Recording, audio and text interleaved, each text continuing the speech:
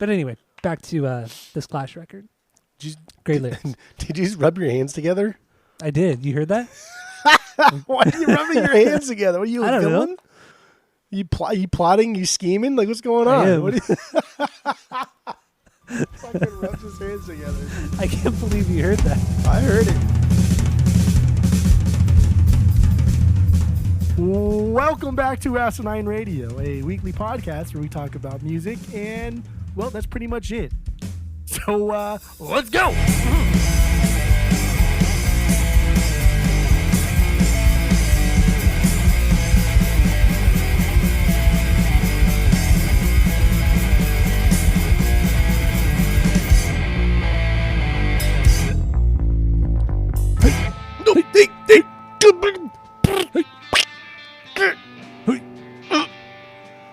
This is Asinine Radio. This is the weekly music podcast where every week we get into a different record from a different band, and we break it down, we find out all the secrets about it, and we let you in on all those secrets.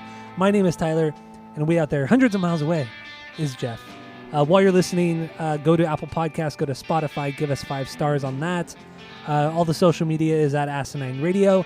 We have a phone number you can call, leave us a voicemail, shoot us a text. That phone number is 503-893-5307.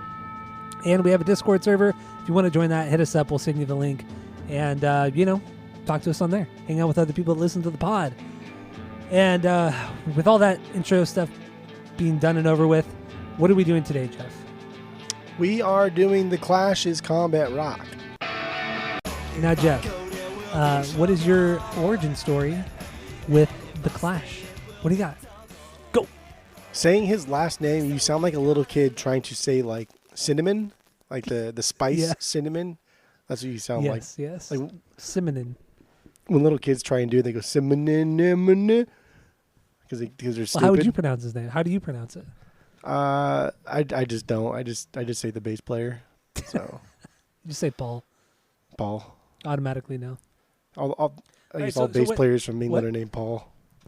Yeah, my origin story is this song. Should I Stay or Should I Go Now? This was I like this song. I still like it today. I think it's a good song. It's easy to learn on the guitar. It was one of the first songs I learned on the guitar completely. And it was interesting enough to want to learn because it changes and it's I don't know, it's fine. And then throughout the years, I've heard Clash songs here or there. Nothing has ever like stood out to me because I've just never been like that into this era of punk music until very recently. And then when we first started collecting the vinyls, when I got all of my stuff, I got from a family friend, and he gave it to my mom, and then my mom gave it all to me. And that was when like all the Ramones stuff was in there, all the Grateful Dead stuff was in there. Oh yeah. And then like an early pressing of the U.S. version of The Clash that was in there also. And so I going through all of the records, there was a lot of Elvis Costello, which I got rid of because I just don't like. But The Clash, I liked it. I thought it was really good, and I really enjoyed it, and so I kept it, and I still have it. And so, like, my actual true origin stories, when we started collecting the vinyls, that's when I really gave them credence and really got into them and really listened to them more than just, like, the hits. As opposed to that, I've probably heard maybe 10 Clash songs my whole life that I've cared about or remembered, including, Rock the Casbah and stuff like that. So, I don't know. I feel like my origin story really, really begins when we started collecting the vinyl. Because that's when I really paid attention to them. That's it. I mean... My origin story was, I think it was Should I Stay or Should I Go? Maybe. I think I heard it growing up on the radio, or maybe my mom played it. I don't really remember, but that's the earliest time I remember hearing of them was that particular song. I listened to them a bit, or I listened to the album London Calling a little bit in high school, but it never really like had that same impact on me like Korn or a lot of better bands than The Clash. But yeah, they've always been just kind of cool. And I never realized until I got Combat Rock maybe a year ago when I got this record, I never realized how much reggae was in their music and how much they didn't play punk rock music. It's because Combat Rock is mostly not punk music. It's all like reggae, rockabilly, some dub thrown in there. There's just not a lot of punk on this record. Nah. So that was surprising. And yeah, I mean, when I really started to get into them more was also with you with the vinyl stuff, and getting Combat Rock on the vinyl. That was the thing that really kind of turned me and made me want to do this record. And I put it on our list back when I got the album, and that's why we're here now, like over a year later, doing Combat Rock, because it's a killer fucking record, right? Yeah. No, it's top 3 Clash for sure. Out of 6, but yeah. So let's get into Should I Stay or Should I Go? We've already played it. What do we got on this one? Oh, this song's so good. It's such a banger of a song. I really do like this song a lot. Like it for all of its overplayedness or how popular it is, all the hype surrounding. It's a fantastic song. It is so simple. It's so simple. It's so effective. It is just a good punk rock song through and through.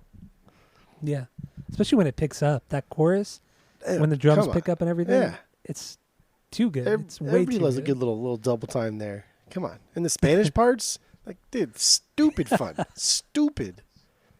And Mick Jones sings the lead on this song too. Joe Strummer does not sing the lead, so that's a fun little fact. Yeah, I know. Strummer, yeah, I just he's hard for me sometimes. He's kind of annoying. He's kind of annoying. It's like he tries really hard to be this overly obnoxious too. Sometimes with the singing. Definitely. But yeah, that riff too, and it's so fun because you play that main riff, and then you hit the strings above the dude. Why I'm having a brain fart? You know what I'm talking about? What, like the neck, like over by the head? Yeah. You just hit those, and it just sounds so. It's so dumb for a band in 1976 or 1982 at this point to do something like that and to make it a part of a song. It's kind of progressive, actually. Something so stupid, but yeah, it's killer stuff, man. Killer stuff, and of course the double time. It's fucking great. This is my 2B. This is my 3B. That's where it sits for me. So Rock the Casbah is your 1B. Okay. Well, we'll see. That's fine. So, do we have any stinkers on this record? No stinkers. No. Same here. No stinkers. Not every song is a banger for me, which, is the truth, right? Yeah, I think I have like 7 bangers, maybe 8. Yeah, bangers. I got 8 bangers. Yeah. Yeah. Should I stay or should I go? I mean, I feel like this song has been talked about so much and heard so much. What more can we say, really? I mean, lyrically, I feel like this is one of the weakest songs on the record. It's just about being sick of being teased by a girl that you're trying to get with in the relationship, and he just wants to know if he should just end it, if she just wants to end it, or if she's going to continue to tease him. It's like very simple and basic. I don't think it's anything deeper than that. It's funny because like people have been forever trying to decipher what this means. Who is this about? Is it about a specific person? But then like Mick Jones has said, no, just we try to write a cool punk rock song and this is what happened. And it's like, well, I don't believe that, but okay. You can pretend like you're cooler than this song, but obviously this is about somebody. It has to be. Well, people have also said that it's about him. He wrote it about himself leaving the band. Yeah. Because at this point, he left the band right after this record, and they were all fighting during the making of this. Like they stayed in separate hotels when they recorded it, and they were doing a lot of things separately, and he was on the outs. So some people speculate that's what it's about. It's about him leaving. But he says no. It's just a cool punk rock song that we wrote to be timeless. And that's what we have to believe, because that's what he said.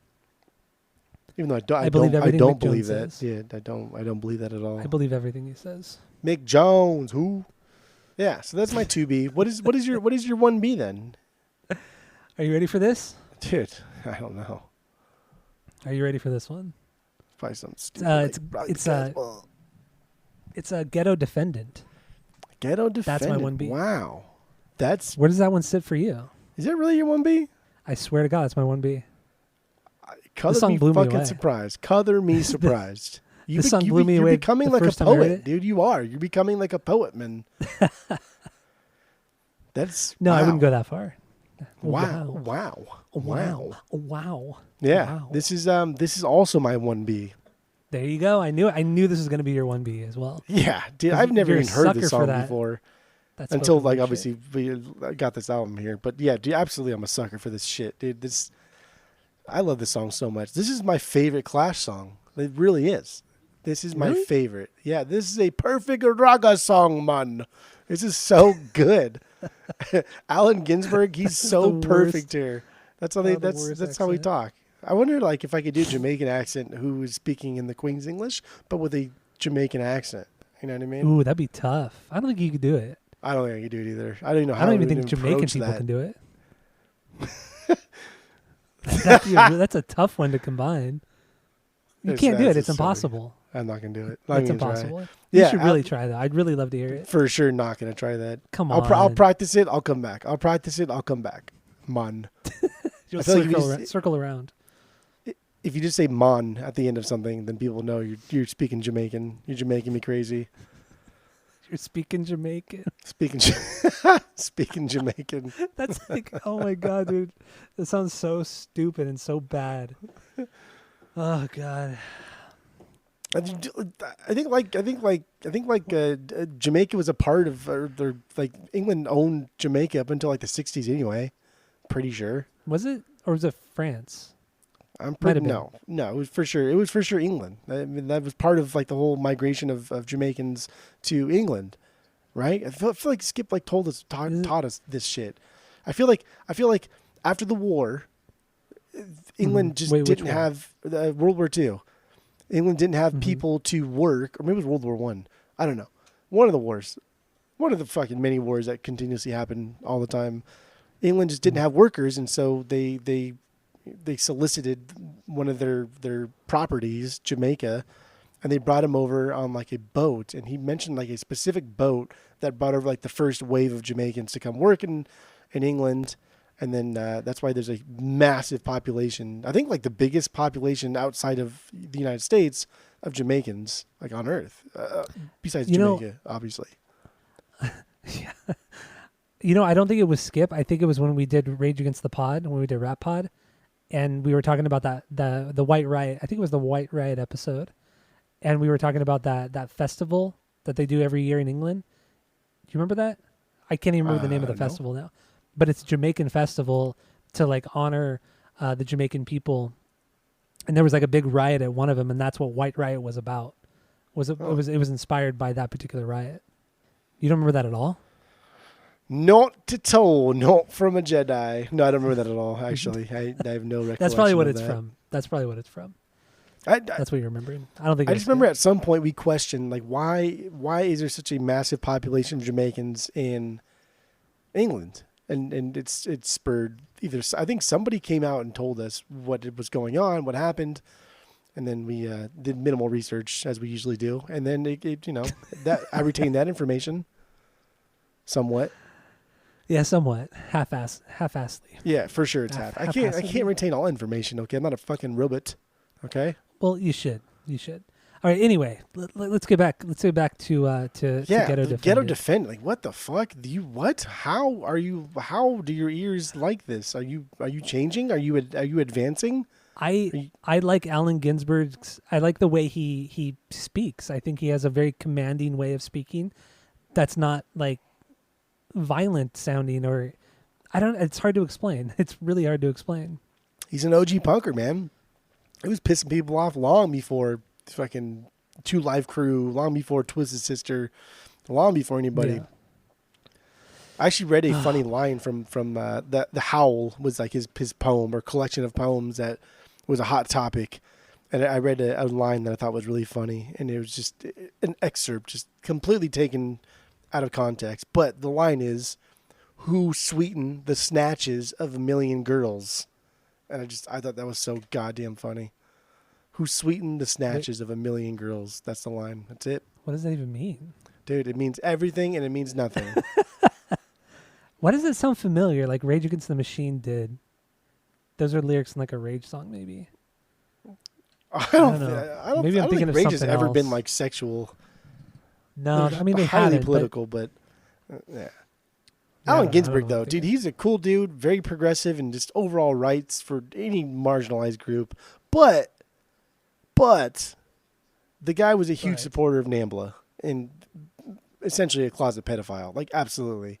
So there's that. I didn't So know that. that's weird. I actually did not know that. Yeah, he's a I did fucking not look weirdo. into that, but that's fucking disgusting. He That's masked terrible. he masked like his support for NAMBLA in that it was like, well, they can have their free speech just like anybody else.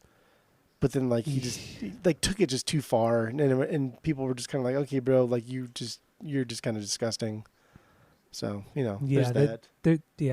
There's some things that are just too off limits, and that's one of them. Yeah, That fucking really weird. is. It's That's bizarre. terrible. What are you doing? Yeah.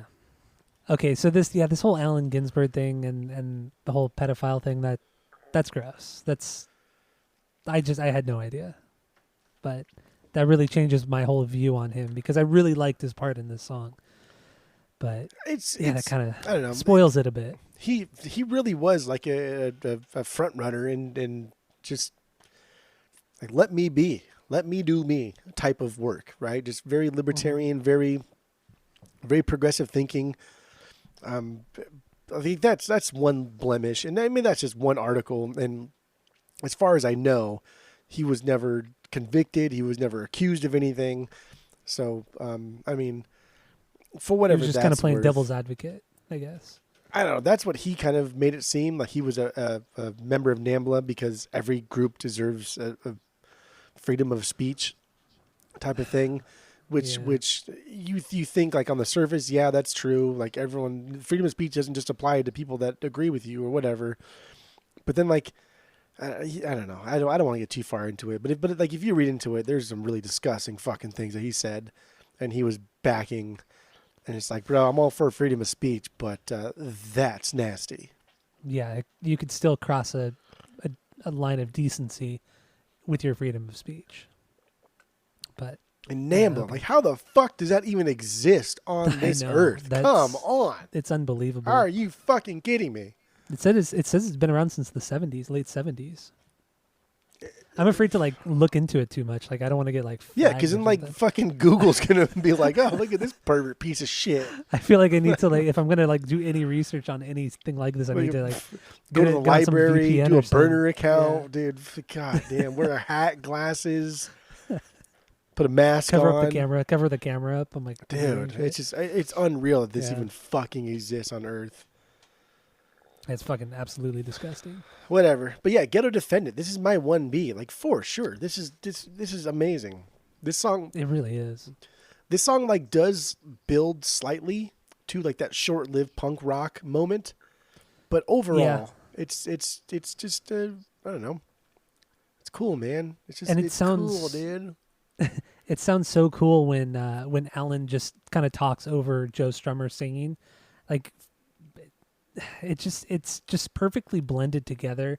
On top of that, there's some real cool percussion, especially with the cowbell, great groove, and then of course the melodica. I mean, I'm a sucker for the Sure. melodica. You're all about it now. I love melodica. I've always loved it, but more recently I've just become obsessed with it. Like I was obsessed with the vibraphone or the xylophone. It's just if I hear it in a song, I instantly love it. It's such a simple, cool instrument. The way yeah. the way they chop up like Ginsberg's voice and Ginsberg's voice, it almost sounds robotic, right? Mm-hmm. Like it really does sound like it's robotic, and I think it kind of is. I think it is chopped up a little bit because I've seen and I've heard, and then I watched him speak this week, and he does have he has a great commanding voice. He has a fantastic poetry voice. When he speaks and he wants you to listen, then you'll fucking listen. But it's not robotic like it is here. But I like that. I like that they did whatever production trick they did to make it sound like that. I dig. It's like modulated almost. It's choppy, modulated. It's weird. And he's supposed to be like the voice of God on this particular song. The lyrics are supposed to be the voice of God. I don't know how that kind of translates into a robot thing. I tried to like make some sort of like social commentary like on religion, but I couldn't really. That works. I don't know. Because I couldn't come up with any criticism Straight up If criticism. if you think like to the Hitchhiker's Guide to the Galaxy, right? And you're building Yeah. a supercomputer that can answer any question, and it knows everything in a godlike sense, and it spits out 42, and that's the whole thing that comes out of it. But I don't know Yeah. there's nothing wrong with thinking that God could just be a computer. Simulation We're all in a theory simulation. exists. That Yeah. is a thing that people believe. Could be true. I You believe. never know. I'm a staunch supporter of it. And I'm looking it up right now. Like Hitchhiker's Guide came out 1978. Yeah, 1978. Wow. So it was right before. So I mean, maybe this song was inspired by Hitchhiker's Guide. I don't know. Hitchhiker's I Guide is so don't know. good. I've never read the book. I've only seen the movie, but I love the movie so much. The movie's great. So good. Yeah, the movie's great. The book is. I mean, like most things, the book is usually better than the movie. It's rare when a movie's better. But I just don't read books. So yeah, no, you hate reading. I do. I fucking can't stand reading. Except for the pod. I like reading about all these groups that we do for the pod. Like I read so much about these stupid bands and Yeah, but you're not Which is reading like a weird. book. I think your problem is with books. It's not reading; it's books. You have some sort of animosity Yeah. towards books. no, you're right. Like I would never do this kind of research pre-internet Wikipedia. Like I would never hit the library and go to the actual encyclopedia section and read up And about cite these your bands. sources. Yeah. Yeah, I would never fucking do that. That's stupid. I don't read books. Yeah, there would be no pod if there was no internet. So I would just make shit up. Yeah, man. Ghetto Defendant. What do you want? You want to talk about it? You want to play yeah, it? You want play lyrics it. it? What do you want to do? Let's play it a bit, and then we'll get into the lyrics. So here it is, Ghetto Defendant from The Clashes. Man, I would love a full album of this. Can you imagine how good of a record that would be? A dub album with Strummer and Allen Ginsberg? Fuck, that would be so sick. I love the way that like Strummer is just secondary, by far secondary to like Yeah, Ginsberg's reading. It's like a child It's so fucking like good. trying to keep up with like an advanced individual. It's crazy. It's crazy fucking good. Oh my gosh, it's amazing. I even love like I mean, the guitar riff. Like I like the guitar riff. It's slow. It's stupid. It exists to support the bass line and to fill some dead air. But it's Yeah. kind of weird. It's kind of ethereal and dreamy. Yeah, it's I like dig. instead they use the guitar rather than using like a keyboard or something like that to Yeah. fill in that dead space. Because most dub music would be different. I mean, obviously percussion, but also like different synths or keyboards or something or an organ to fill in that dead space. But the way he utilized the guitar was excellent. And dude, that bass line is so dub. It's the epitome of dub music. It's I love heavy. the genre so much.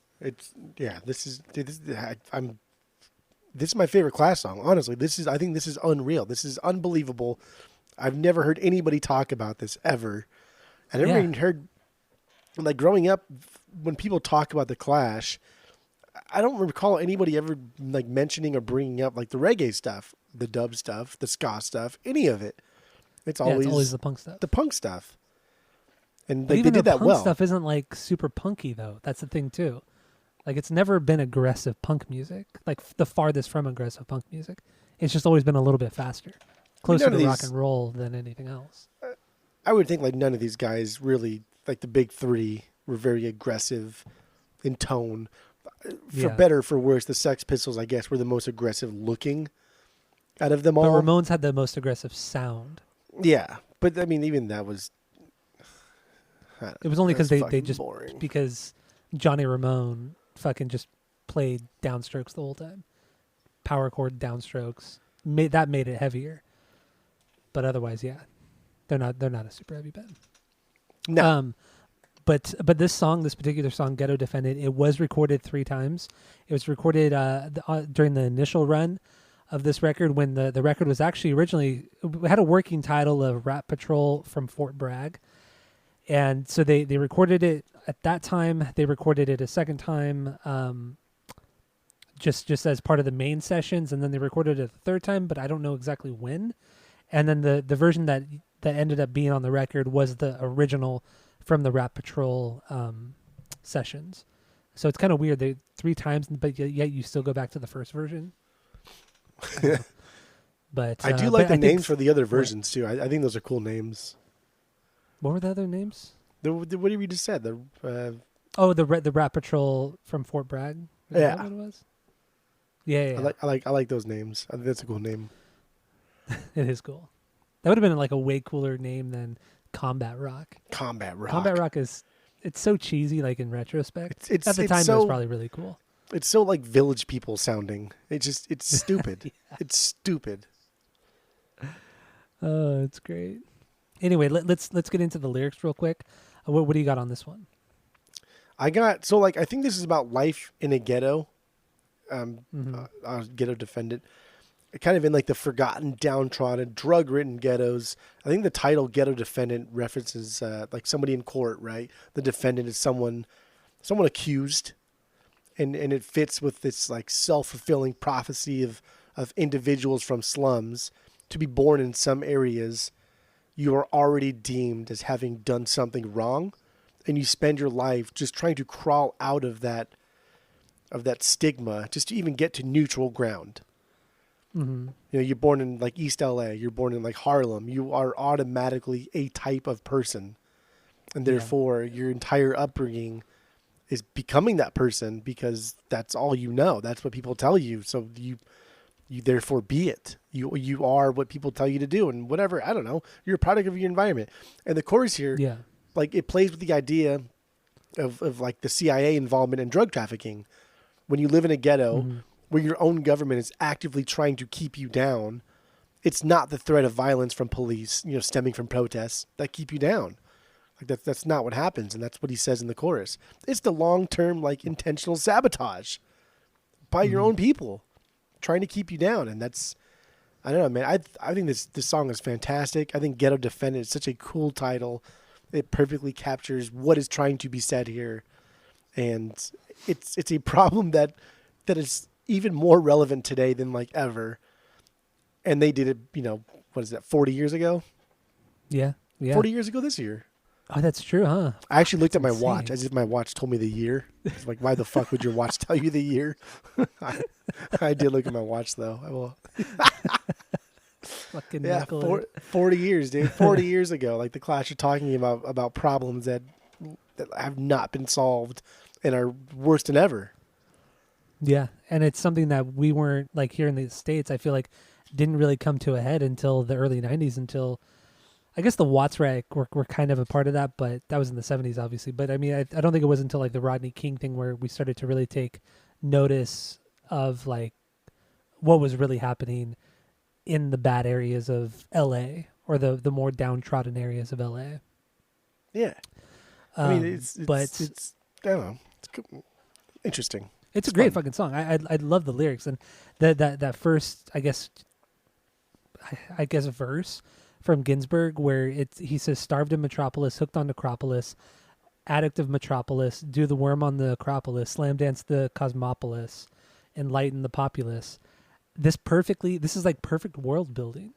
Like he's setting up the entire song with just this verse of what you're going to be expecting on throughout the rest of the song and what he describes. I mean, starved in the Metropolis, he talks straight up about homelessness and not being able to eat. Necropolis talks about, death from drugs or whatever crazy thing. Addict of Metropolis, kind of goes in line with the drugs. And it's just, his word usage is so fucking, it's spot on. Great, great world building in this fucking song.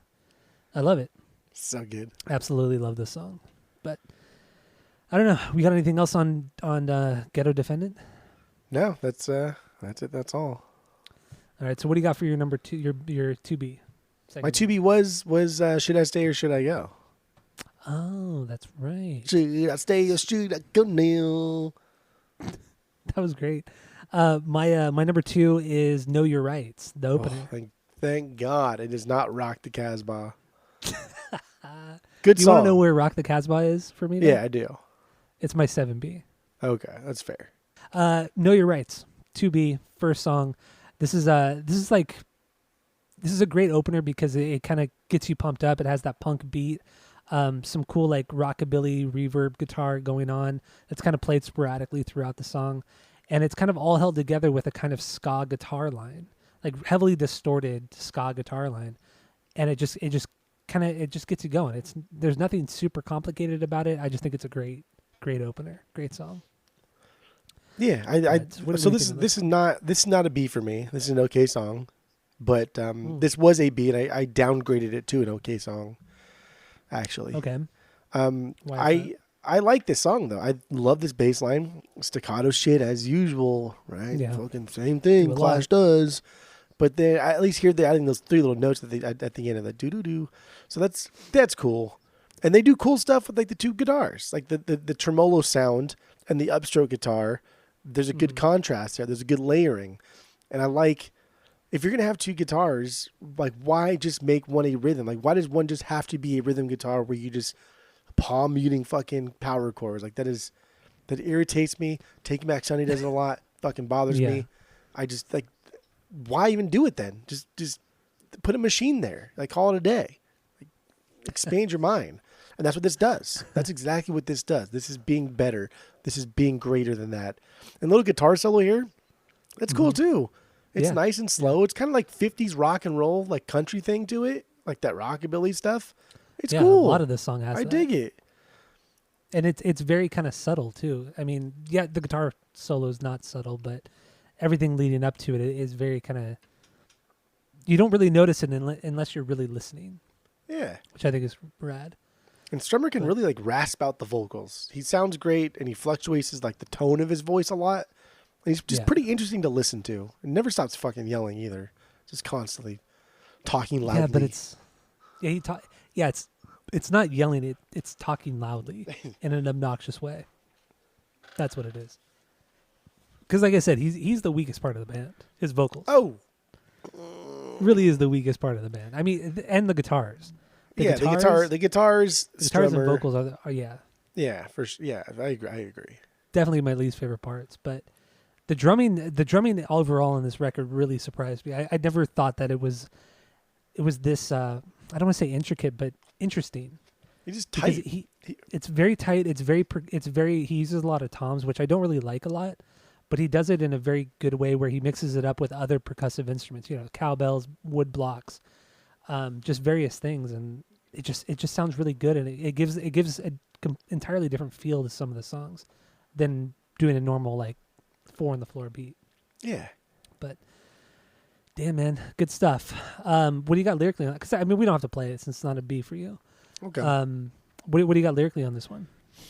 This one was kind of cool because, so for one, it's like presented in this kind of like tyrant way. I read this as like Joe is the person telling everybody else that they are shitty people and they're the worst, and it's just like social commentary on the state of the underclass of England.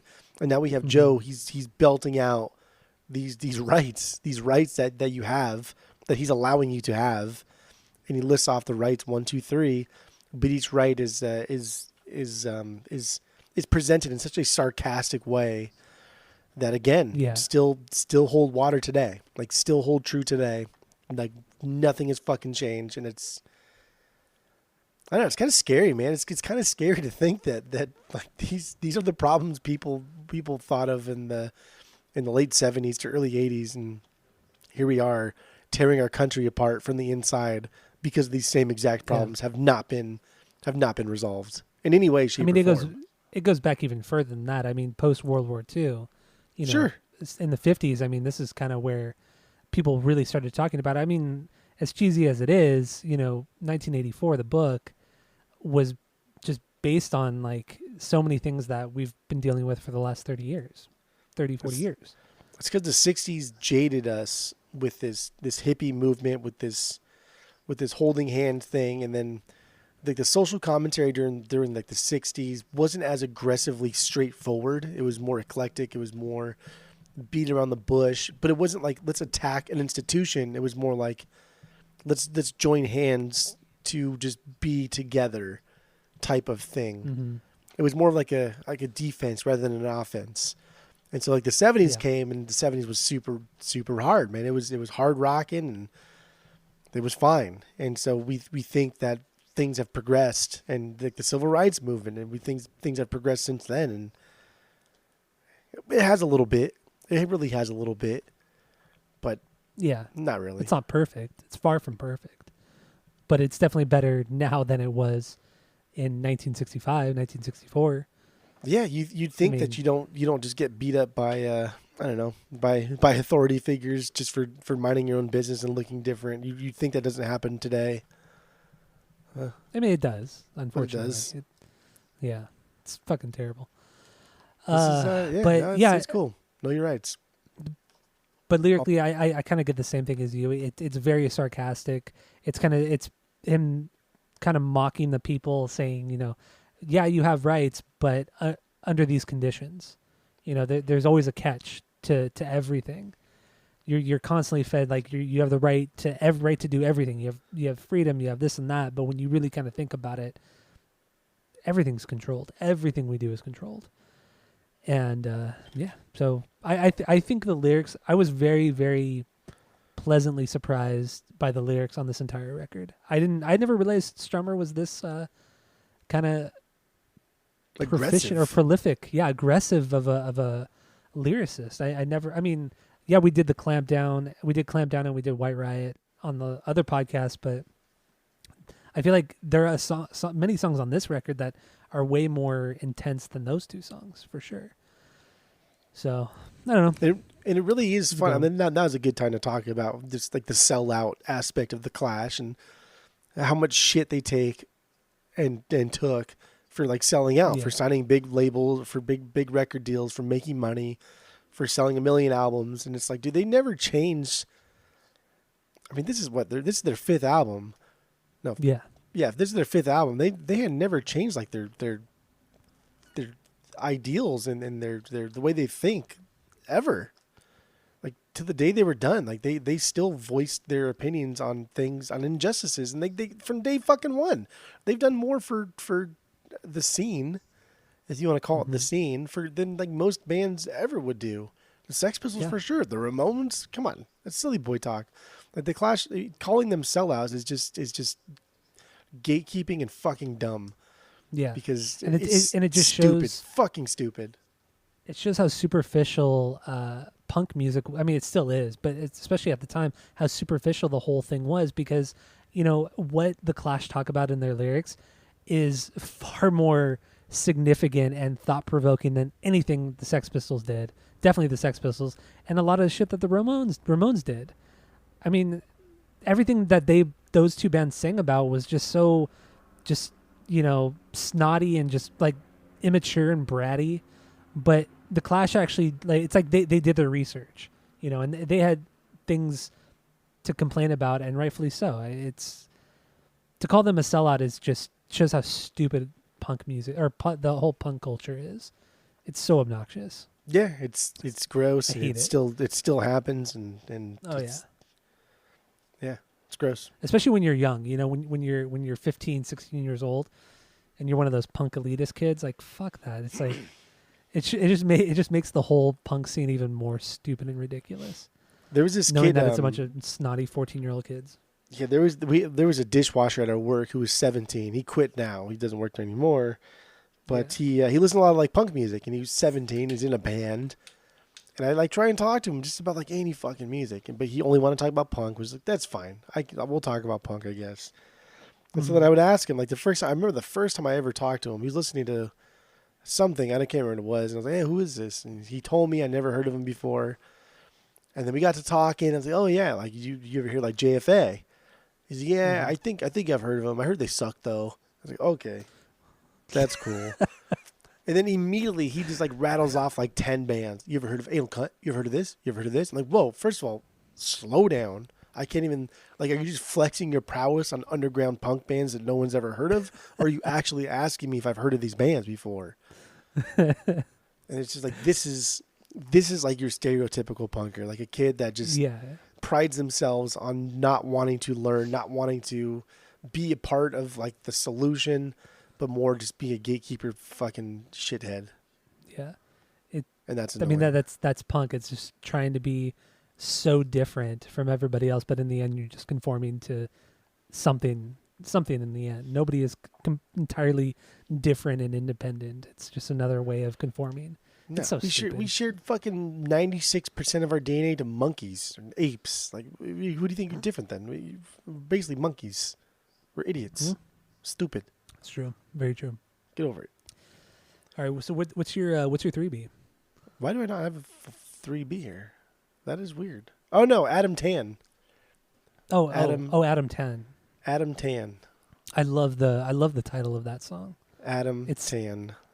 It's very kind of thought provoking. I love it. Took me a minute. Like, honestly, it took me a minute to figure out what the fuck an Adam Tan was. And I've come to the conclusion, I don't know if you had the same thing, but this is a reference to, like, radiation skin from nuclear war. Yeah. You can, Yeah. but, like, I read it over and what the fuck is, like, an atom tan? I was trying to get, like, really microscopic, like, atoms, tan, like, cosine, like, mathematical terms. But then when it dawned on me, like, oh, that's funny. I like that. I dig that.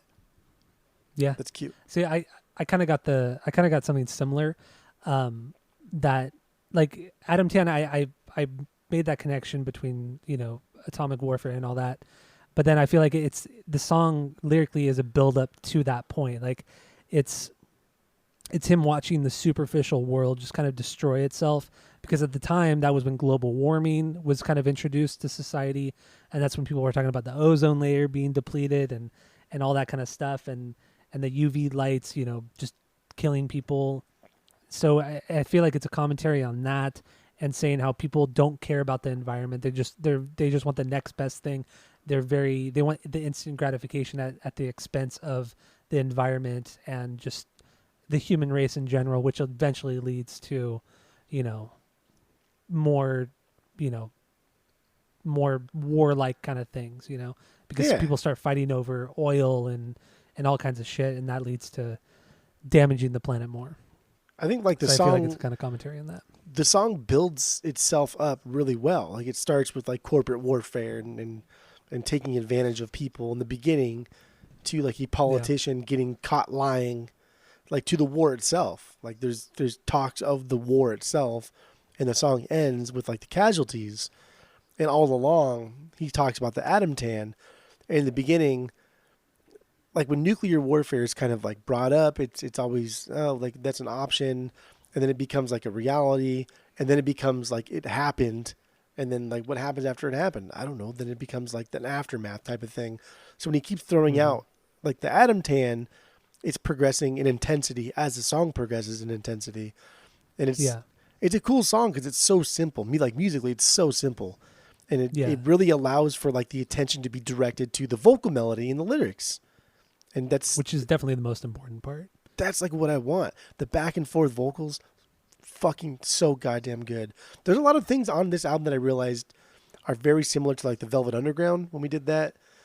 There's a lot of, like, the poetic stuff, the back and forth stuff, the just reading lyrics type of thing. That reminds me of, like, the Velvet Underground. And I like that because I love the Velvet Underground. That was a good episode. But when it was a really good episode. When the bass matches the vocal melody here, that's when, like, my knees buckle. Like, I lost it. It was so good. Buckles. Yeah. Adam Right, 10, baby. Should we play a little bit of Adam 10? Play whatever you want. It's your pod. I don't know.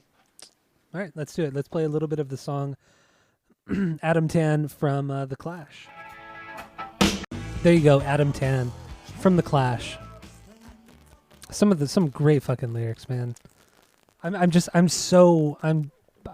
can't say it enough. I'm so pleasantly surprised by his lyrics on this record. They're top notch, really top notch. Because they kind of blur the line between, like, lyricist and just, like, poet. You know what I mean? Like, just abstract poetry mixed with somebody who's trying hard to write a good, catchy song. There's somewhere in the middle. And without doing, like, a deep dive into London Calling or The Clash is The Clash, like, this is just, like, really top-notch stuff. For a fucking punk band, like, this is top-notch stuff. I think off the top of my head, the only other two bands we've done on the podcast, or three bands we've done on the podcast that really kind of blew me away lyrically, were Run the Jewels when we did RTJ4, when we did that Thrice record, The Artist in the Ambulance, and when we did Atreyu's Suicide Notes and Butt Kisses. Like the lyrics, like all three of them. I mean, obviously, Run the Jewels is their social commentary is just so spot on, but it's a little bit more in your face. It's more literal, but the way that Thrice and Atreyu did on that record, I don't know, man. I was really surprised, really fucking surprised. Bands you don't expect to be deep are way deeper than anything. But I don't remember like the Atreyu one that much, but I remember the Thrice one being not really like with what he was saying, the message he was conveying, but it's like the way he said it, the way he used words to mean other things or dance around a topic. I thought was just really eloquent. It was sophisticated. And like the stories he referenced, like a lot of biblical things that he would reference. I mean, obviously neither of us are very religious people, but the way that he referenced it wasn't like ever in a preachy way. It was just to I don't know. Dude, Dustin, great lyricist, great fucking lyricist, and killed it on that record. And Suicide Notes and Butt Kisses on that record, I mean, all the songs were about love and just like being brokenhearted, but the way that Alex wrote the lyrics were very kind of, they were extremely poetic, and they were kind of very up to the interpretation, and I really liked that. And I never realized that Alex was that good of a lyricist. I really enjoyed it. And dude, Atreyu made that record when they were like 20, 21 years old. I know. It's fucking, it's crazy. I don't know. But anyway, back to this Clash record. Great lyrics. Did you just rub your hands together? I did. You heard that? Why are you rubbing your hands together? What are you, a villain? I just get excited. You plotting? You scheming? Like, what's going on? What fucking rubs his hands together. I can't believe you heard that. I heard it. I do it all the time. I do it all the fucking time. Why do you do it? I don't know. It's a fucking habit. It's a weird habit I have. Like, do you do it when you're excited? You've never seen me do it? I don't think so. I do it all the time. Like, I clap my hand together once. Yeah, like, I literally just did that with my hands. Like, I rubbed them together and I clap like that. I've seen you clap, but like that's always like when we're leaving, you go, well, let's go. Like that's that type of thing. Yeah, I do that a lot too. But I do the hand rubbing thing too, yeah. Always do it. Okay, fucking weird, but all right. Whatever, I don't give a fuck. I'm cool as shit. Yeah, that's why you rub your hands together. Only the cool kids do it. You wouldn't know. That's true. So what do you got for that? Was Adam Tan was your 3? Yeah, that's my 3B. Okay, so my 3B was Should I Stay or Should I Go? What do you got for your? Should I go now? Great stuff. So what do you got for your number 4? Trouble. Number 4B is my Straight to Hell. Straight to Hell. Yeah, the MIA cover that they did. Yeah, they totally ripped off MIA. But Straight to Hell is my 5B. Okay, so let's get into that. So right off the bat, it's hard to disassociate this from the MIA song because I heard the MIA song before I heard this one. And so therefore, it's always going to be that way. I'm always going to think of it as that. Yeah, same here. It doesn't hit as hard as the MIA one does, but it doesn't intend to. It doesn't drop in the same way, obviously, but it transitions like very nicely. Everything is so dramatic on this track. It's like their anthem for this album. Yeah. Solid chorus, very catchy, very easy to pick up on. You can sing along with it the first time you hear it. And there's this cool like percussion throughout the song, like you mentioned earlier. Like the guy does a lot of cool stuff with the drum kit, and it's not just about, hitting the snare and then the bass, which is what he did in Should I Stay or Should I Go? That's a very basic drum track for him to do, with a little bit of toms thrown in there. That was I nice. love, dude, the toms during that chorus. Oh, dude, it's so good. That's my favorite part of that whole song. Should I Stay or Should I Go? Is the tom play in the chorus? And it's perfect. I don't know, like just the way the song brings us back to the opening riff later on in the song. I think that's cool. It's a heavy riff. And I don't know, the Strummers like to make noise, right? That the pa part, like the heavy breathing. He just likes to be annoying, and I like that because it's tactful and it's not obnoxious. It's not done constantly. It's good. It plays into the concept of the song, and I dig. Love the song. Every time I hear it, though, I mean, I agree with you with the whole MIA thing. And every time I hear it, I want to hear that kick drum come in, that doom, Doof, doom, doof. doom. Yeah. I just want to hear that come in, but when it doesn't happen, I just feel a little let down, just a little bit, because I want it. Then I want to listen to MIA. I want to listen to that song, but We've been conditioned for That's- many years. that MIA song is so good. But yeah, this guitar line is it, once again the staccato thing. Always these fucking Always the guys. staccato. Always, god damn. I know, but it's excellent in this one, and jumping on the whole percussion thing, like you said, I mean, he fucking kills it on that. But there's also a lot of soundscape work on this particular record. I don't know if it's like guitar effects or if it's like a keyboard or synth or something. I couldn't really figure it out, but there's a lot of cool like subtle soundscape stuff happening, and it adds a certain depth to the song that otherwise wouldn't be there because you just have that staccato guitar. But it's killer, man. So let's play a little bit of Straight to Hell from The Clash. So here we go. There you go, Straight to Hell from from The Clash. It's the ma part is just so stupid. It's so dumb. I laugh every time. But yeah, so what do we have lyrically on this song?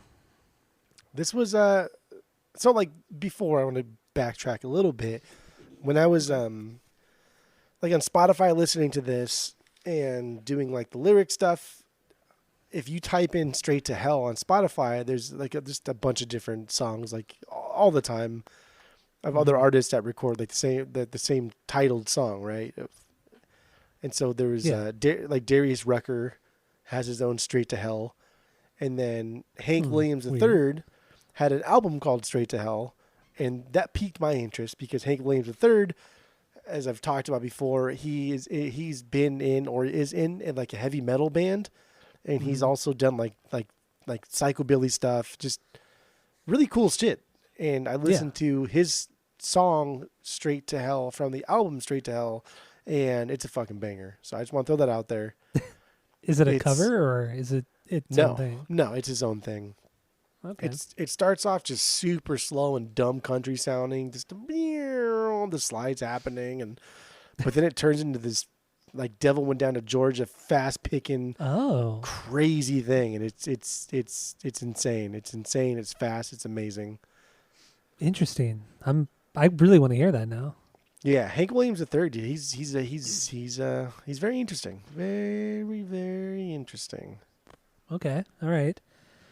But right, lyrics. What do you got lyrically on this one? Straight to Hell. I feel like, I don't feel like it. This song deals with immigration and the way immigrants are treated, and that's kind of the concept of what's happening here. And something I never thought about until this week are, I can't remember what they call them. They like American Asians or something, like the Vietnam babies. When American troops would like have sex with Vietnam women and they would have babies and then they would fucking leave them. I've honestly never even thought about something like that until this week. It's messed up. And then like the way these babies are treated, because they're essentially Americans. They're called children of dust. That's what like the Vietnamese people call them. Or the children of the dust or something like that. Yeah. So exactly. Sad. And it's because like nobody cared about them, and they carried around pictures of their dad, right? This little snippets of their soldier father, and if you're a soldier, you look the fucking same, except for skin color. But like you look the same, you cut and crew cut. I mean, you look the fucking same. Like you're never gonna find your dad. So you grow up like honestly believing that nobody gives a shit about you, and your country they don't give a shit about you because you're a hybrid of the enemy. At that moment, and so you just you go straight to hell, man. That fucking sucks. It's so sad. I've never heard of this. Never even thought of this concept until this week, though. The only time the one thing that brought this kind of idea to my attention was, I think maybe a couple of years ago, there's a podcast I listen to called Radio Diaries, and they don't post that much anymore, but when they do, they're only like 15, 20 to 25-minute episodes, but they always like pick up like kind of obscure topics and things like that, and they talk about it. And on one episode that I heard, it talked about the same exact thing where this child was born in Vietnam with a U.S. soldier father and then the Vietnamese mother, and he'd never met his father, had been looking for him forever, but was never able to find him on Facebook, nothing like that. And then he eventually found him through like, the 23andMe stuff. He found him through like, related siblings who had also done 23andMe here in the States.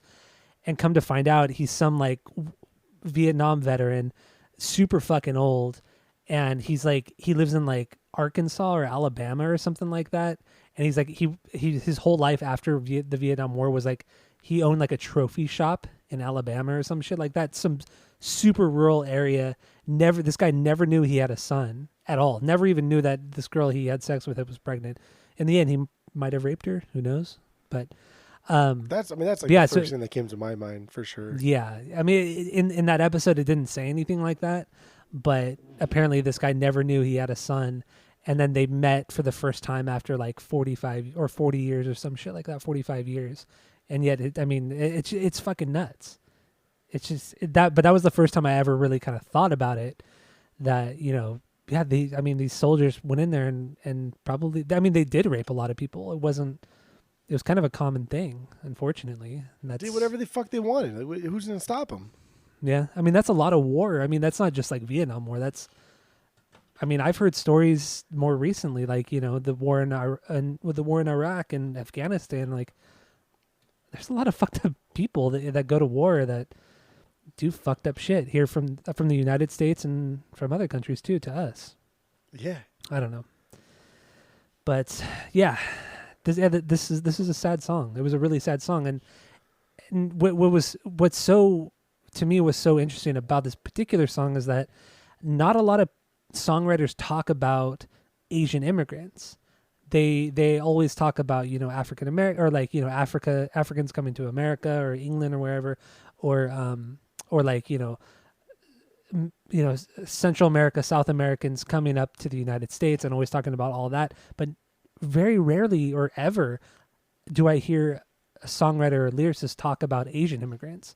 It's very, very rare. And honestly, I think this is the first time I've ever heard anybody talk about it, at least to this extent, to focus it's a whole true. song about Asian immigration and how fucked up it is. And yeah, man, it's really sad. Really, that's true. Sad. I don't know why. Like, I don't know why that's a group of people that aren't like represented in music, because we hear the same groups of people talked about constantly, but like, why is that one in particular? I'm sure there's other ones that we're missing, but like, why is that one like never talked about, never sung about, never I don't know, brought to the mainstay? My only thought on it is maybe because because a lot of like cultures, Asian cultures, are much more like close knitted. Like they're very much in their own communities when they immigrate to the United States. Like, when you go to Garden Grove here in Orange County, it's primarily Vietnamese, and everywhere you go in Garden Grove is Vietnamese, and a lot of people don't speak English or anything. Like, it's its own little. There's even an area called Little Saigon. Like, there's that dense of a population of Vietnamese immigrants and everything like that. It must be something like that, because they don't interact a lot with more Western culture, or more, American culture, white culture, I guess you could say. Maybe that's why. It makes sense, because then you see like Italians, and Italians are same, like if we're comparing just communities within a larger city, like Little Italy. There's a Little Italy in almost all of the major cities, but like Italians are like romanticized in film and music and stuff. Yeah. So it's different. It is. So I don't know, man. That is weird. I honestly, I never even thought about it till like just right now. Yeah, nobody really talks about Asian immigrants or what they kind of go through. But anyway. Anyway, we really went off on a tangent there, but it's important to talk about, because just to kind of recap what just went on, the song "Straight to Hell" is about Asian immigrants to England, to the United States, and how shitty they're treated, especially after the Vietnam War. And yeah, it's something that's never really talked about. Movies aren't made about it. TV shows, documentaries aren't really made about it very often, if at all. But I mean, like, if you Oh. watch Full Metal Jacket, you can see kind of like the extent of yeah, how yeah, of how not serious we take like the mistreatment of Asians. Because like it's, I mean, it's a classic movie and it's timeless, and it's funny, but like, damn, dude, it is not. That is It's not not. good. That Yeah, is it's not not. good at all. That is like, come on, No. guys. Yeah, I totally agree. Totally agree. All right.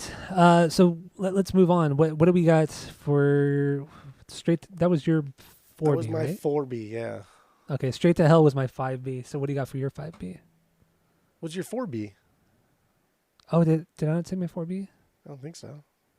My 4B is Inoculated City. Inoculated Sea. That's my 5B. Yeah, this one. This is a very happy, almost like ethereal sounding song. Very kind of poppy. The vocal melody, absolutely killer.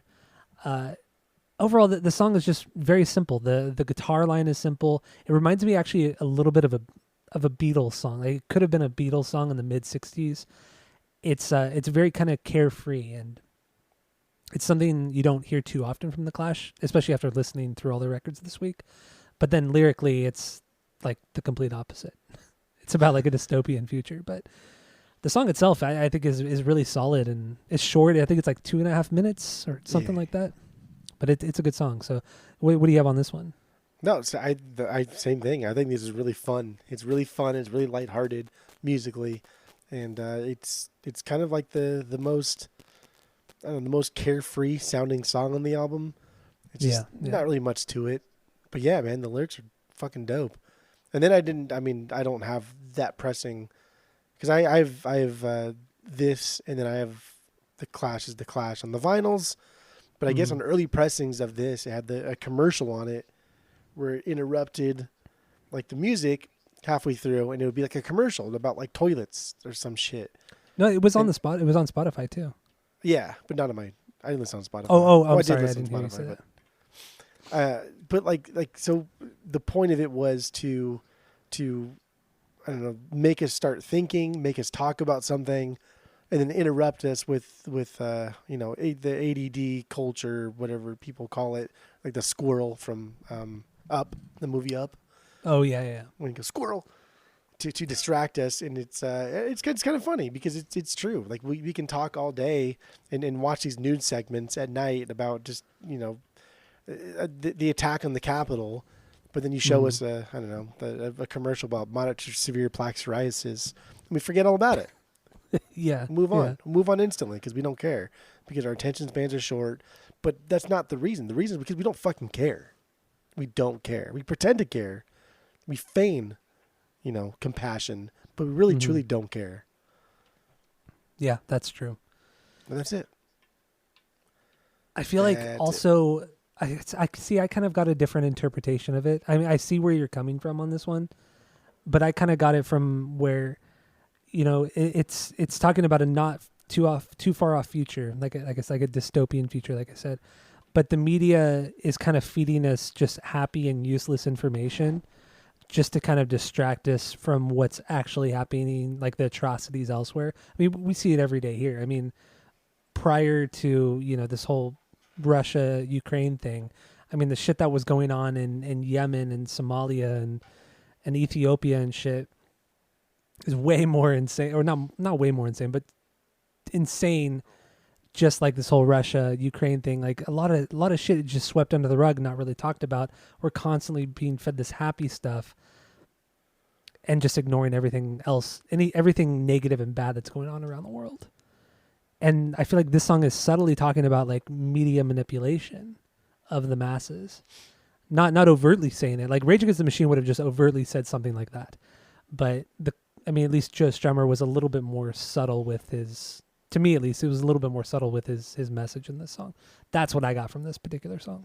That's But- essentially the same thing, right? We're being manipulated by the media, and the media wants to give us the information, but only enough information as to make us tune in, but not too much information to where we're going to do something about We're it. going to be mad, yeah. Therefore, we're going to break up like the somber tone of everything with ads, with fluff pieces, with other things, with things that are, who gives a fuck about Johnny Depp and Amber Heard? Like, who gives a fucking shit about right? this?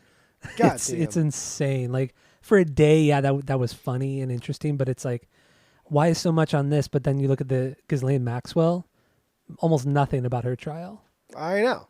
Like, I understand, like, cameras weren't allowed in that courtroom because it was a federal case, so there's no cameras allowed, which I understand. Okay, that's the law. But, she was convicted of trafficking and all this other shit. Yeah, trafficking people and all this other crazy shit, but not one person was named. She was accused of it, but nobody else was named. Why? Like, what the fuck? How can she be convicted of something if nobody else is named in the trafficking? It defies all logic, and the fact that no people barely talked about that trial, this whole Johnny Depp and Amber Heard thing. It's so completely a farce. I mean, these two actors, especially Johnny Depp, a great fucking actor. He's a really good actor. Come on, the fuck out of here. He's great. I would say he's really good. He's fine. He's great. But I mean, it's so stupid. It's so fucking dumb. It was fun for a day, but give a fucking shit. Who cares? God, just go away. Yeah, like 3 weeks later, like, I'm so over it. Be done with it. I don't care. But yeah, you're right. Like, dude, this lady's like, she's involved with trafficking like children. Yeah. How is this not getting attention? Like, how is this not at like the forefront of all news? Like, how is this not being talked about in social media circles? I don't understand. And people like to joke like the Epstein didn't kill himself thing. Like that has become a joke. It's not a fucking joke. Like, I know, right? It's crazy how they've kind of numbed it. You truly believe that like he didn't kill himself. You truly believe that he was like murdered in his cell. That's not a fucking joke, man. This is not like, this is, come on, wake up. Yeah, they've made the whole entire thing a meme, or the media has made the entire thing a meme. Society has made it a meme. It's crazy. Here we shit, have man. The upper echelon of society, trafficking underage children for sex, and we think it's a fucking joke. It's disgusting. This is our society, man. This is our society, man. This is what's happening here. Let's go smoke some weed, man. Fucking if Joe Strummer was alive today, ooh baby boy, would he be? He's probably rolling in his grave right now. Rolling in his fucking grave, rocking and rolling. So dumb. That was so dumb. All right, let's play a little bit of Inoculated City from The Clashes. So here we go.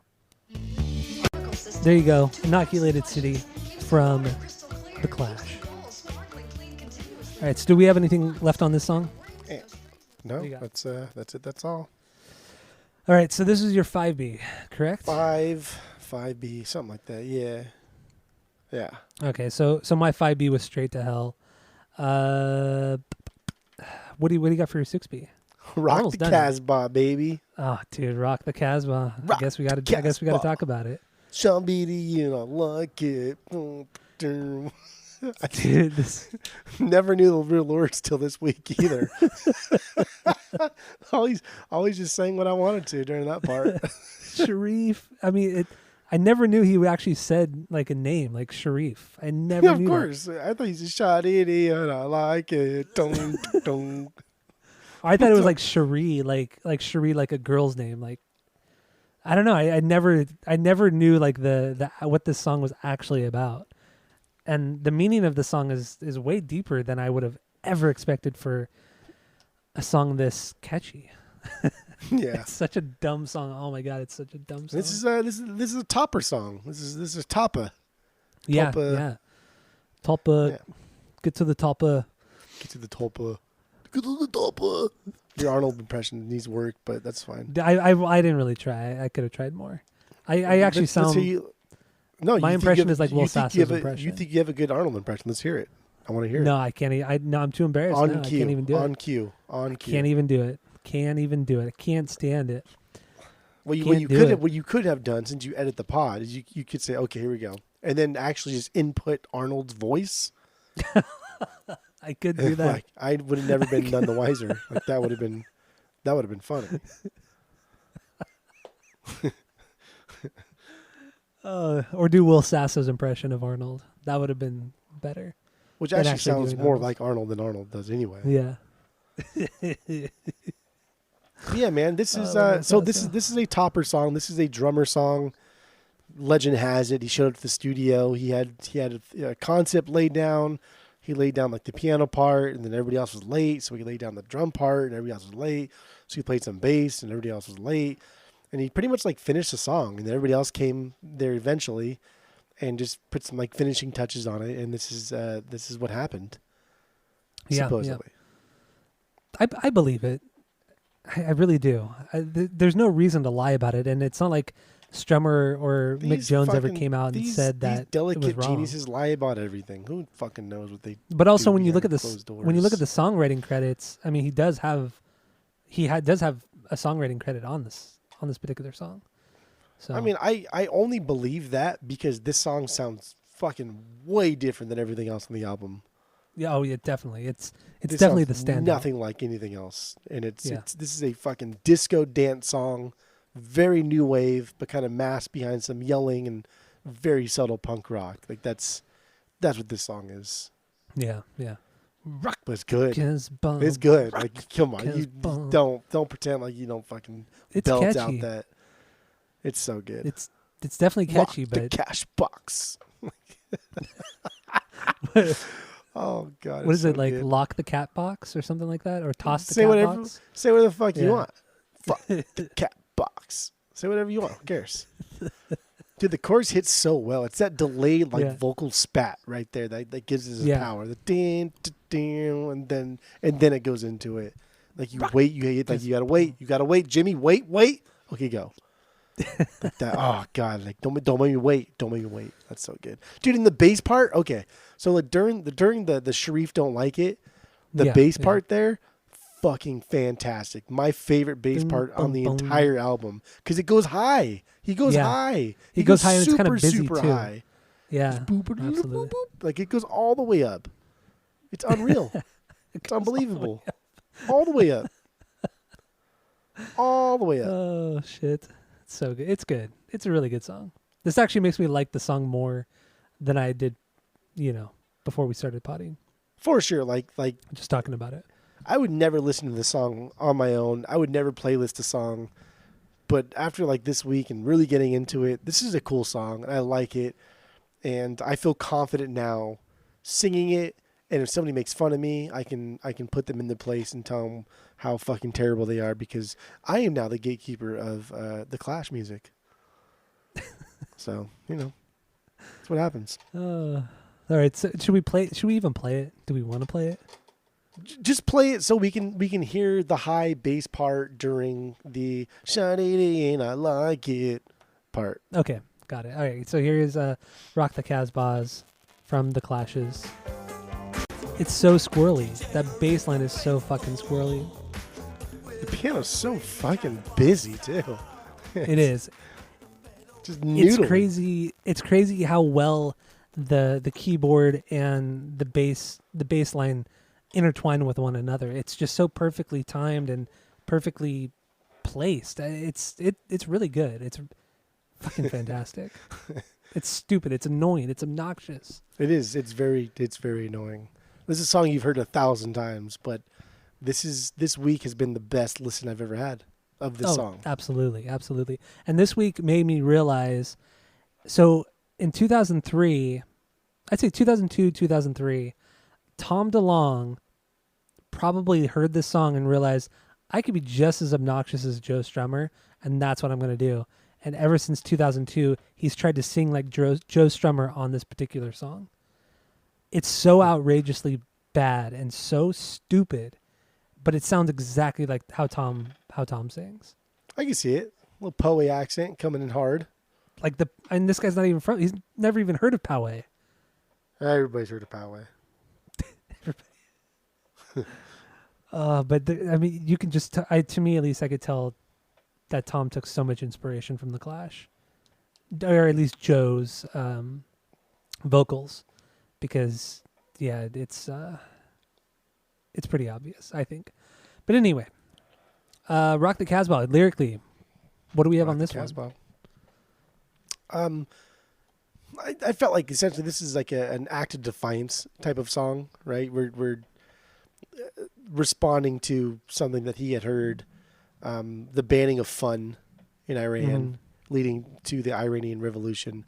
Not really, but this is just like a response to that. Then at some point he heard somebody say that if you have disco records and you get like 40 whippings or something. Yeah, 40 lashings or something. Lashings, yeah, lashings, whippings. The same thing though, right? It's the same. Yeah, it's the same thing. Using a whip or one of those like nine tails looking things. Nine tails. Well, you know what I'm talking about, right? Yeah, exactly. Some shit you see in like some BDSM porn or something. Yeah, I don't know what they're called, but like it looks like nine tails. But that's what this is. But like ultimately, this is like an act of defiance song. Like let's play music to rock the Casbah. The Casbah being like a fortress, a citadel. Let's play the music that they fucking hate to rock their socks off. That's so it's cool. Cheesy. It is really cheesy, but fucking dope. Yeah. I like it. It's good. Yeah, I had the same thing written down about this song. But anyway, do we have anything left on this song? That's it. That's all, baby boy. Rock the Casbah. Shop it and I like it. All right. So what's your 7B or what do you want to do? You want to wrap it up? 7B, 8B? Because I got 8. I got 8 Bs. What are your other 2 Bs that you have? Well, I mean, my 7B was Rock the Casbah, and then my 8B is Red Angel Dragnet. Okay. So what do you got? What do you got left? Yeah, like Red Angel Dragnet's my 7, and then Overpowered by Funk was my 8, but that was like barely. I really really liked the music in that, but otherwise it was alright. Oh, we didn't even actually Overpowered by Funk is my 6B. I forgot I skipped my 6. But yeah, it's just a funk song, and I saw a lot of people comparing it to a James Brown song, but I'd never heard that James Brown song that people were referring to, and I didn't look it up. But they were saying it sounds a lot like it. Not like a huge James Brown fan here, so maybe there's things in here that are reminiscent of that. I don't know. But this just sounded like a bunch of people a bunch of kids that, not really kids at this point, but a bunch of like musicians that are just having a good time. I don't know, trying to play some funk music. It was fun. Yeah. Deliberate attempt to be funky and fun. Tammy told me this week that she really hates funk music because we were listening to this record on the way home from the beach, and this song came on, and she's like, I really don't like this song. This song's bad. And then I asked her why, and she's like, I just hate funk music. It's bad music. How do you hate funk music? I don't know. It's so happy-go-lucky. Yeah, just fun. What? Straight up fun. I don't know. I don't get it. Okay. Oh, yeah, I was wrong, very surprised. All right. Very surprised. And then she says I have bad taste in music, and she has the best taste in music. Well, so there's that. Both of those statements. So one of those statements is true. The other one is false. Oh, boy. Oh, boy. Mm-hmm. All right. Do you want to wrap it up? Give our rating? I'm good. We can wrap it up here. Call it a day. Did we talk about... we didn't talk about the cover, did we? No, we didn't talk about the cover. We didn't talk about the cover, and we didn't talk about their stupid fucking producer, or their manager, producer, friend. Oh, yeah. Cuck boy. Let's get into that real quick. Let's touch upon those two things. Also, pretty much the entire, or half the band gets fired. Yeah. Which is crazy. Or leaves the band, Stupid, dumb. Yeah. Idiots. Topper gets fired because he's a heroin and cocaine addict. And then Mick Jones leaves because, he just can't. Creative differences. Let's just say that. But like, so what do you got on the producer? That's so stupid. That's just so fucking dumb. Like Mick Jones and Joe Strummer, they worked so damn well together, like creatively, just riffing off each other in like a McCartney, Lennon, Hoppus, DeLonge type of way. So to get rid of him is just like, you're okay. Well, I guess you're done here. That's it. That's all. It's crazy Call they it a never day. did anything. They never reunited before Strummer died. Because Yeah. what I mean, he died in 2002, Yeah. and what Cut You Up? What's the record? Cut Catch you You up. Up. Wait, what's the name of the record? Cut the crap. Cut the Crap. Yeah, Cut you up. yeah. Cut the Crap. I mean, what is it? 85 to 2002? What is it? 17 years? And Yeah. not once during that time period did they get back together. That's crazy. Yeah, that's something. And reading everything, I mean, this is a very underwhelming band. Outside of their music, they're very underwhelming. Like, there's no crazy party stories, at least from what I was able to find, and there's really nothing outrageous about them. And their feud or whatever it was almost seemed non-existent up until Right. Like why? right before this record. Yeah, I don't know. It doesn't seem like there's a lot written about it, but who knows? We probably missed like a whole 5 documentaries about it. It's possible. I'm sure. Yeah, there's for sure one documentary that I wanted to watch that I did not because I forgot and I didn't care that much. But yeah. So let's. I don't know. This guy Bernard Rhodes, Bernie Rhodes, the B Man, Mhm. right? Yes. This guy. I didn't realize the Clash had such a tight 6 degrees to the Sex Pistols. And Yeah, it's I because had of this no idea. guy, and that I don't know. That's kind of gross. I don't like that. I don't like that at all. I don't like that they share essentially just one person. This guy Bernard Rhodes, who was friends and worked with Malcolm from the Sex Yeah. Pistols, Malcolm McLaren, and essentially, I don't know, kind of being like in the beginning stages of the Sex Pistols, and acknowledging still the Sex Pistols were built around like a look, a brand, an image, and then trying to do kind of the same thing with the Clash for a long time. Like Yeah, it wasn't that's like a true. one-off thing, like for a long time. And Yeah, so and that- if I'm not mistaken, the Clash, or at least Strummer, saw the Sex Pistols play like one of their first shows and realized, oh fuck, the band I'm in isn't gonna make it anywhere. This is the new thing, the new happening. I'm gonna start doing this now because I could see this is gonna be popular. So it's like he almost kind of did it just to be cool or to be different, but Yeah. he was more just following the crowd of the manager, or like, the record label essentially. And It's- then their first show was opening for the Sex Pistols. Yeah. Oh God. Imagine being at that show, like in retrospect, like being somebody who could say, "Oh yeah, I saw the Clash play their first show and they opened up for Sex Pistols." Like that's a fucking brag. Stupid. That's That a is brag. The though. brag. That is like the brag. Yeah, that is And- one of the ultimate brags right there. Like we shit on the Sex Pistols constantly, rightfully so, because they were awful on 95% of all topics. But like at least they did kind of look punk rock sometimes. But when you just dig Only any because deeper, they created it. That's the only reason why. Well, this guy did. This guy created it. Bernard Rhodes, him and Malcolm, like they created punk music, and I shouldn't say music. They created like punk, like ideologies and Aesthetic. fashion and everything else. And that's fucking terrible. That's stupid. It should not have been created. It's not like the prog rock thing where it's created in a laboratory where you piecing things together. Like that's. Oh God, I fucking hate. I cannot stand this guy. And I don't think he ever did anything like really bad either. Like he wasn't like a dick or nothing.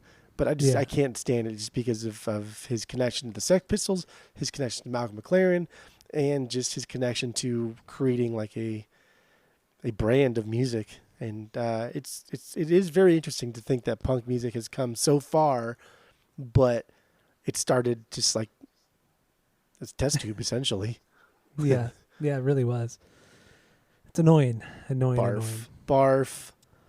All right, so let's touch upon the album cover. So the Clash were on tour in Asia, Australia, New Zealand, and they were in. I think the picture. I think it was taken in Thailand. Yeah. And it's just them like just crouching on some train tracks. Nothing super significant, but I think it's kind of a cool picture. It's a cool album It is a cool cover. picture. It's a cool picture because it looks like they're always having a good time. Yeah. Like Even though that's the like type one of them were strung out. Yeah. Well, this is the type of picture you take with like your first band, and you're just like, oh, train tracks, cool, right? Because train tracks are cool. Yeah, Let's go take pictures on them. And so you take like 50 pictures or whatever, and the one that's the most like candid. This is the one they use. Yeah, absolutely. And But then I don't know. also, you know, It's endearing. they're in Thailand. There's so many places they could take a picture at, you know? Like some ancient like ruins, you know, some or something, you know. I don't even know, like, but they choose train tracks, like the most Western thing you could take a picture in front of. That's what they do in Thailand. Dude, train tracks, for whatever reason, still to this day, they're so exotic because they're so taboo and there's no reason for it. But like playing on train tracks is just, I don't know. I don't know. I mean, I love it. Okay, yeah, I mean, I kind of agree with you on there. Right? Like you can't, like, Yeah, train tracks if you are cross train weird. tracks, you can't help but like step on the metal parts and like balance yourself. You put your arms out and see how long you can balance. I don't know. Train tracks are just, there's something like innocent about train tracks, like going back to like the 40s and the 50s, like Bubblegum Pop and Stand By Me, like train tracks. I don't know, man. There's something about train tracks that I think are exotic but comforting. Train tracks are weird. I don't know. It Train is tracks are really weird. weird thinking back to my childhood, how much time I did spend on train tracks. Dude, throwing rocks at train tracks when the train Throwing rocks at comes. trains. You sit there with your boys, like trying to pennies. be all hard, trying to be all Yeah. tough. Like, I'm not going to fucking move. I'm 10 feet away from the train. I don't care. So dangerous. Yeah. It's just, dude, Or train tracks are putting amazing. pennies on the train track, Yeah. and then you get a flattened penny at the end. Dropping computer monitors from a bridge onto moving trains. Like, this is what we Throwing did as plastic kids. chairs, throwing plastic chairs at train tracks. Yes, that's what we did. Wow, we were shooting train with Dude, a BB gun. shooting BB guns at moving trains. Yes, this is what That's we did what we as did. children. Statute of limitations. Post high school, yes. As children. All right, so let's wrap it up. Let's give our final thoughts on this record, and let's rate it with our world famous 3-point rating system, where 3 is a perfect album, 2 is a good album you're going to continue to listen to, 1 is a bad album but give it a shot, and 0 is the worst thing you've ever heard. So what do you got, Jeff? Go. Yeah, so I've never been like a Clashman aside from like 3 songs. So this week has been really fun because I now realize that London Calling is leaps and bounds better than I ever thought it was. Mhm. But I now also know that 50% of the Clash discography is at best fucking trash. Yeah, So, given that, I still had a really good time. I said a really good time. These songs were a lot deeper, a lot more complex than I thought they could be. There's a lot more reggae in a lot of their music than I had ever realized. And like I love it. I love all that stuff, and I dig it. And I like the fact that they're using different genres and incorporating different walks of life into it. But it does kind of beg the question though, because these guys aren't like gutter punks. They're not. I don't know. They're not like strung from the underclass. They're not coming up from the dirt. You know, they're middle class kids yeah. at least. So the fact that they're so well read musically, I wonder if that has like anything to do with it. If they were all, you know, poor kids, would their music have been this eclectic, this well thought out? And when we talk about like the Sex Pistols and the Ramones not being this good musically, I don't know, like Sid Vicious and Johnny Rotten were just shitheads. They're fucking gutter punks, and their music sucked. Overrated musicians. If you can even call them musicians at all. Yeah, So yeah, true. Especially Sid. I don't know, man. The Like worst. just being born into just at least the middle class automatically gain you an edge over writing better music than somebody who's gonna be born into like the underclass. They have a tougher time, and so that's interesting. But at least like these guys would never like I don't know, never shied away from the fact that they never pretended to be somebody that they weren't. They never pretended that's to what be it seems poor. like. Never pretended to be underclass. Never pretended to be marginalized. Never pretended to be anything else other than that. And like to the last album, they still preached like rights, and they're still very like liberal in their thinking, and like that's admirable. I respect that. Like stick to your beliefs and fucking do it. Agreed. I dig. So yeah, this album was great. Combat Rock, dope. Got it for $10 on the vinyls. Pretty stoked about it. Yeah, We're good. yeah. We're good. We're good. I do have the Clash is the Clash. Like I said earlier, I have the U.S. version, but I do think it's like a 80 press, like a 1980 press. It's a very very early Also, one. like right when it came out. Yeah, it's in like immaculate condition, as all the records I got from this guy were, and I'm super happy with it because this band's great, man. This band's really really good. Yeah. So, but So this what one do I you give 2.5. I give 2.5. I'm gonna go back to this for Fucking sure. guy.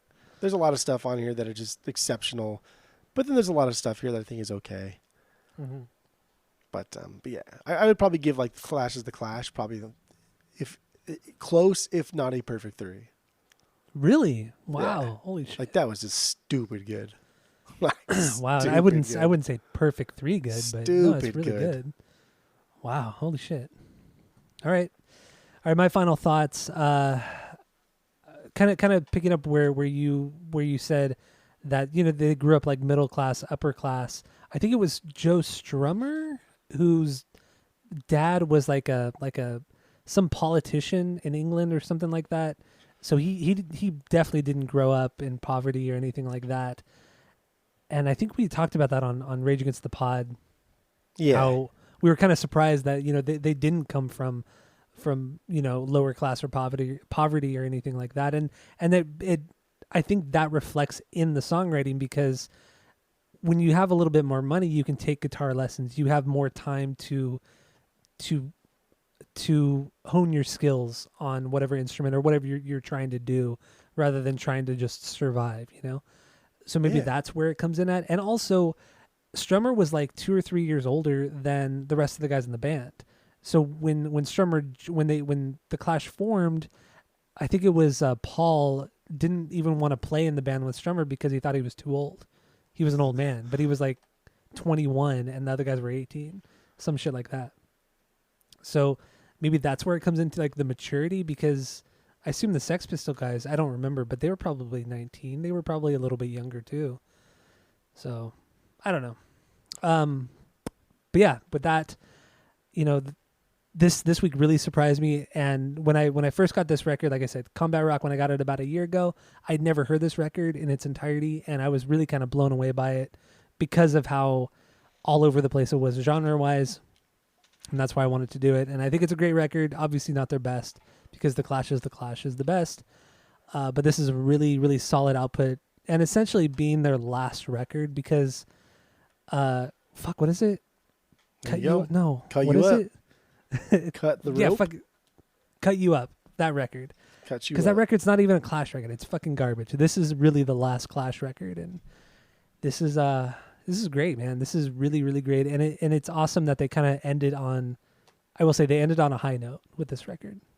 Yeah. They ended the band on a high note, and it's great. It's excellent, and I'm gonna have to give this record a 2.5. 2.5. Because the same reasons as you. There are no stinkers. Most of the songs are bangers, but there's a couple okay or good songs. And yeah, it's a good one. It's good stuff. 2.5. Obviously, I'm going to go back to it because I do have it on the vinyls.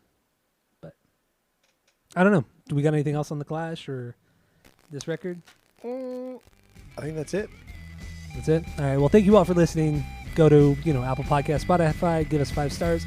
Tell all your friends and family. And that's it. That's all. So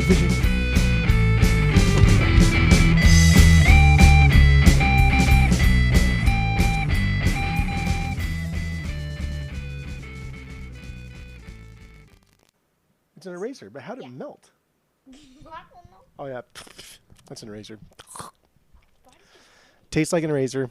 you fucking licked it. Definitely tastes like an eraser. All right, get out of here. Oh, you're so We got work to fucking do. weird. But anyway, back to this Clash record. Did Great lyrics. Did you just rub your hands together? I did. You heard that? Why are you rubbing your hands together? What are you, I a don't know. villain? You plotting? You scheming? Like, what's going I on? am. What fucking rubs his hands together. I can't believe you heard that. I heard it.